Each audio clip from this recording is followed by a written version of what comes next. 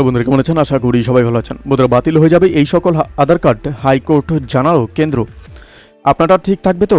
প্রশ্ন উঠেছে। অবশ্য আমরা এই বিষয়ে বিস্তারিত আলোচনা করব, কোন কোন আধার কার্ডগুলি বন্ধ হবে। তার আগে আপনি যদি এই চ্যানেল নতুন থাকেন, অবশ্যই চ্যানেলটিকে সাবস্ক্রাইব করে আমাদের পাশে থাকুন, এরকম নিত্য নতুন রাজনৈতিক আপডেটগুলি সবার আগে এই চ্যানেলে পাওয়ার জন্য। আর বন্ধুরা, আপনারা কিন্তু সাইট থেকে রিডিং নিতে পারেন।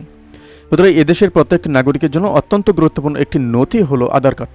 মোবাইলের সিম কার্ড তোলা থেকে শুরু করে ব্যাংক অ্যাকাউন্ট খোলা প্রায় সব কাজেই এই নথির দরকার হয়। তবে এবার কিছু আধার কার্ড বাতিল করতে চলেছে কেন্দ্র।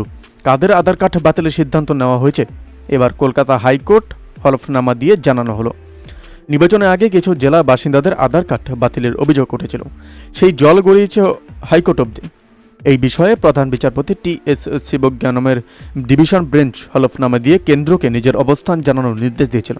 এবার হাইকোর্টে সেই হলফনামা জমা দিল কেন্দ্র। উচ্চ আদালতে জমা দেওয়া হলফনামায় জানানো হয়েছে, যে সকল বিদেশি নাগরিক এদেশে থাকার জন্য পর্যাপ্ত পরিমাণ তথ্য দিচ্ছেন না, তাদের আধার কার্ড বাতিল করা হবে। দেশের নিরাপত্তার দিকটি মাথায় রেখে এই সিদ্ধান্ত নেওয়া হয়েছে।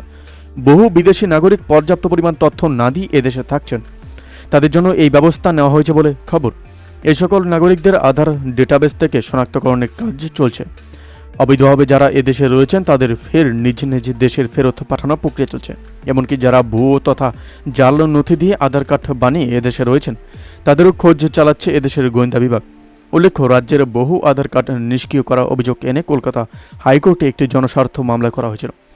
এনআরসি বিরোধী জয়েন্ট ফোরাম নামক একটি সংগঠন এই মামলা করে। তাদের বক্তব্য ছিল, পশ্চিমবঙ্গের কিছু এলাকায় এই 1000-এর বেশি আধার কার্ড নিষ্ক্রিয় করে দেওয়া হয়েছে।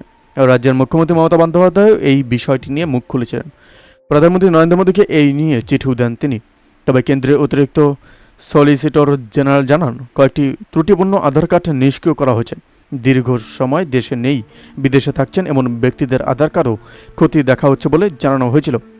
এবার এই নিয়ে হাইকোর্টে হলফনামা দিল কেন্দ্র। বন্ধুরা, এই আপডেট প্রসঙ্গে আপনাদের কি মতামত অবশ্যই আমাদের কমেন্ট করে জানাতে বলবেন না। ভালো থাকবেন, সুস্থ থাকবেন, ধন্যবাদ। দেখা হচ্ছে নতুন একটি ভিডিওতে। আপনি কোথা থেকে দেখছেন এই ভিডিওকে অবশ্যই আমাদের কমেন্ট করে জানাতে বলবেন না।